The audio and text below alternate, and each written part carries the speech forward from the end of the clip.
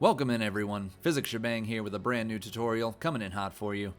I've been thinking lately that there is a woeful lack of Final Kefka information available on YouTube, so I am personally setting out to rectify that with what many would consider to be way too much information. Today we'll be tackling the brick shithouse that we creatively refer to as Tier 1, so buckle up and prepare thyself for way too many numbers and way more information than you wanted to know about this fight. Enjoy!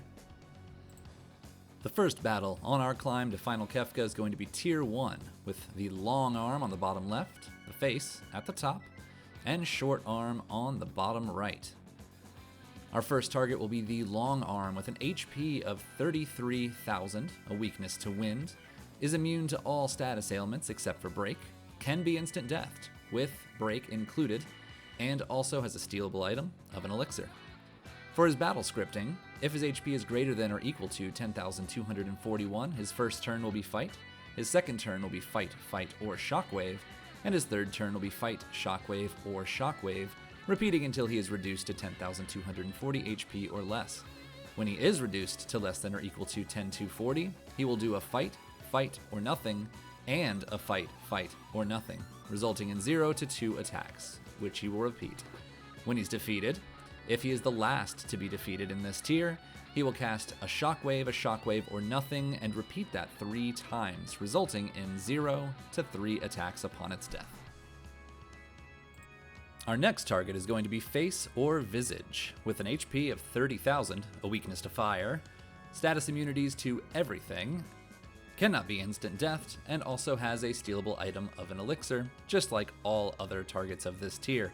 For some of his notable abilities, Slip Hit will inflict seizure on a party member, causing them to take consistent damage throughout the fight. Dread will turn a party member to stone, and Reverse Polarity will change the row for each of your party members. For his battle script, if his HP is greater than or equal to 10,241, turns 1 and 3 will have him casting Reverse Polarity Nothing or Nothing, with turns 2 and 4 casting Slip Hit Nothing or Nothing, with turn 5 being Safe, or Haste. If his HP is less than or equal to 10,240, he will repeatedly cast Slip Hit, or Dread for 4 turns, with turn 5 being Magnitude 8, Dread, which he will then repeat from the top until he is defeated. Lastly, if he is the last to be defeated in this tier, he will cast Quake. Our last target for Tier 1 is going to be Short Arm with 27,000 hit points, a weakness to water, immunity to all status ailments, cannot be instant death, and also has an elixir for you to steal, just like the other targets in this tier. He does have one notable ability, a Vacuum Wave, dealing 1.5 times damage, and it is a physical attack. If his HP is greater than or equal to 10,113, he will do a battle, or nothing, and then repeat. If his HP is less than or equal to 10,112, he will do battle, or vacuum wave, and then repeat that until he's defeated. One thing to be aware of is that when he is attacked, he will counter with a battle, or nothing. So do be prepared that you might be hit back when you attack it. Lastly, the short arm has no death counter, so typically this is the one that you'll want to take out last. With the basics out of the way, let's go over Tier 1's general strategies. Bear in mind that Tier 1 is extremely physical damage heavy, so make sure that you come to Kefka's tower prepared. Make sure you have good armor equipped, have your shields handy, ensure any vulnerable characters are in the back row, and be ready to respond to heads, reverse polarity, and get your characters back to their proper rows. Your first priority should always be to start casting instant death or break on long arm, using either spells Doom, X-Zone, or Break, abilities M-Tech for X-Fur, Sword Tech 8, any Doom Rages, or Chainsaw with your Tools command, or your Espers with Odin, Raiden, or Shote. Lastly, though it is a bit of a desperate thing to do and is not recommended to focus upon, you can use weapons that cause instant death such as the Scimitar, Striker, Assassin, Soul Saber, Wing Edge, Trump, Doom Darts, or Break Blade, all of which have a 25% chance of casting either instant death or break. Our next target is going to be the Head. Exploit his fire weakness to end him quickly. Using Fire 2, Fire 3, or Merton are great choices for this, but otherwise just focus fire all of your attacks, use your strongest attackers, to take him down as fast as possible. Lastly, you'll be focusing your attention on the short arm. His water weakness is pretty irrelevant, so simply hit him as hard as you can with your hardest hitting attacks to kill him quickly. He does have a 66% chance of countering when attacked, so consider taking the following precautions. Cast Vanish or Phantom on your attackers, use Fenrir or Golem on your party if not needed for Tier 3, equip Mirage Vests, ensure you have shields equipped, cast Life 3 on vulnerable members, and ensure that you have any of your vulnerable characters be back rowed, and you shouldn't have any issues.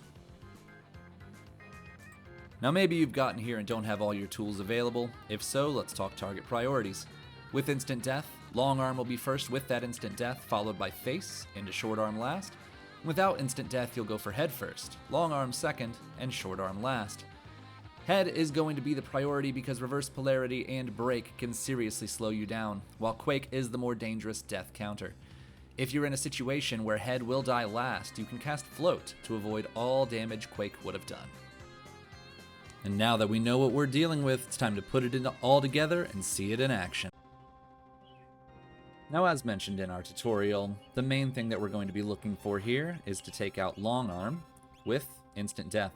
In this case, with this party, I do not have Doom, I do not have instant death, I don't have X-Zone or anything like that, so I'm forced to use Air Anchor, which will cause the long arm to die the next time that it attacks.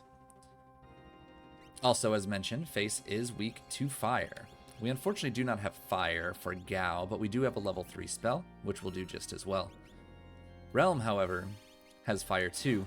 I've been gearing her up for magic this entire seed, and so even a level 2 spell with a weakness to face will still hit incredibly powerful, as you'll see here. I am going to make sure to wait trick while my characters are acting, just to ensure that the boss does not get enough or any extra moves that I don't want him to be doing. I'll fight with Locke, who has a Valiant Knife.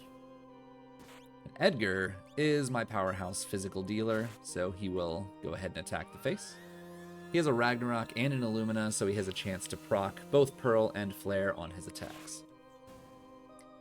Now this team is very strong, so both targets are now destroyed. As you can see with GP Rain would normally hit all targets. It's only hitting short arm, so it's time to focus him down.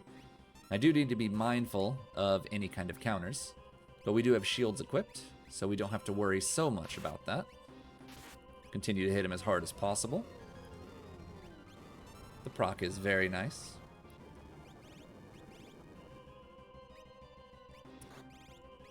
Alright, so Gao did survive that, so I'm okay with that.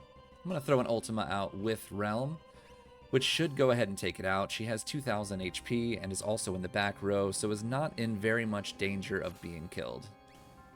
And away he goes. And that's how we deal with Tier 1.